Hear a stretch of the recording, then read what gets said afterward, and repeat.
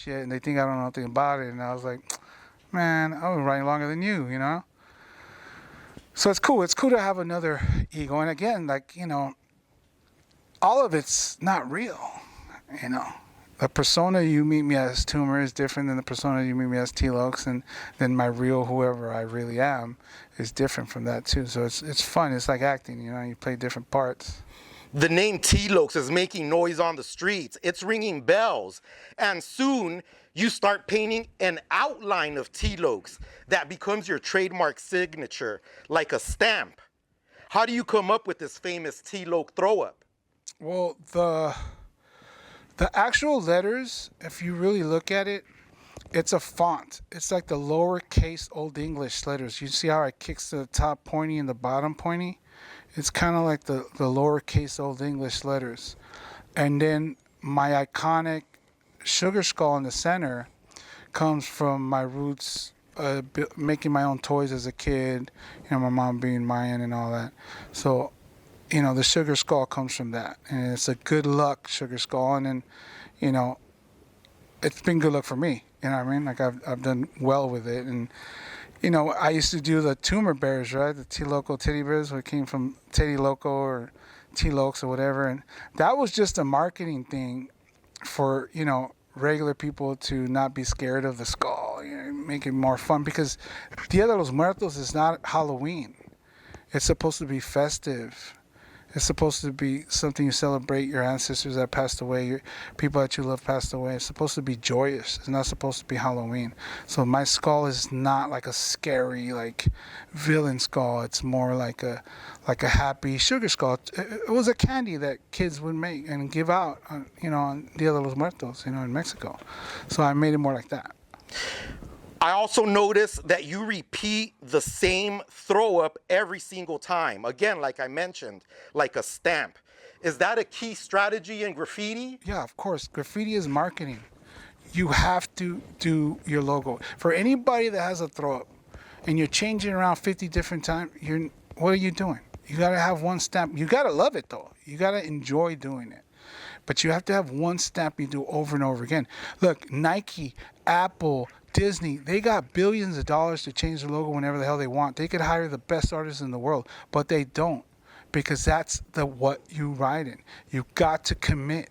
You got to be, this is a logo, and you got to, every time you paint, you're promoting for the future. You don't know what the future brings. You don't know if that logo becomes iconic and you start selling t-shirts or art, you know. I got an art show coming up September 14th where I'm, you know, showcasing a lot of different art of that. And my, you know, what I like to do and having fun with it. And so that logo has to be your stamp. You know, I got it tatted on me several times, you know. There's people I've tattooed on it. I've tattooed at least almost 100 people, girls, guys. You know, they like that good luck skull. They like my sugar skull, my TLOK skull, you know. As we mentioned in our intro, TLOKS, you not only brought one name to legendary status, but two names. Can you please share with us what the key was to bringing the second name to that level? Well, I had to kill the old man. He was getting on my nerves. You know, Tumor was just too fucking militant in his thinking. He wasn't having fun with it. So I had to get rid of that guy. So I killed him off and I made TLOKS. And then, you know, that's when I left the areas that, you know, Tumor was doing, and then I traveled around the world with it, you know. And again, graffiti has to be fun or you're not going to do it. If it becomes a job, if it becomes something that just terrorizes you all the time, you're not going to do it. You have to have fun. You have to figure out a way to make it fun for you, your friends, and everything. And you know. You started tagging, doing throw-ups. Now you're doing pieces and characters. TLOKS, what do you credit to becoming so good? Is it practice? Were you born with the talent? If you have any tips for up-and-coming writers to improve, what would you share? Repeat it, painting over and over again. And also, too, looking at other writers paint is very important. Don't fucking, interrupt them, don't talk, just stare at them, see what they're doing, catch different styles. And when you paint with different, because I've painted with writers from all over the world, you know, different, some of the most famous graffiti writers on the planet I've painted with, you know, and so you pick up things from them. If you're smart, you'll pick up little things, little, you know, doodads here, doodads there, and you'll remember it next time you paint.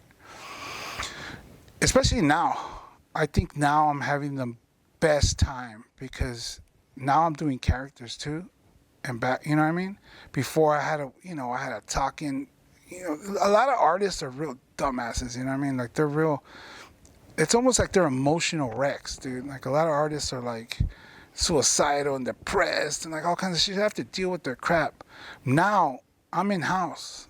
I do it all by myself. I don't need to paint with nobody else. I do all the whole thing by myself, and I enjoy it that way because you don't have to deal with somebody that's like, I don't want to do that, or like, I think we should do this. And I came up with so many ideas, so many walls, and now I I have the freedom to do whatever I want.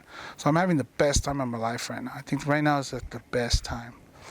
You know, and again, I'm the kind of writer that I don't care if somebody likes it, I don't care if somebody sees it. I'm doing it for me. And it's the best time to do it when it's for you.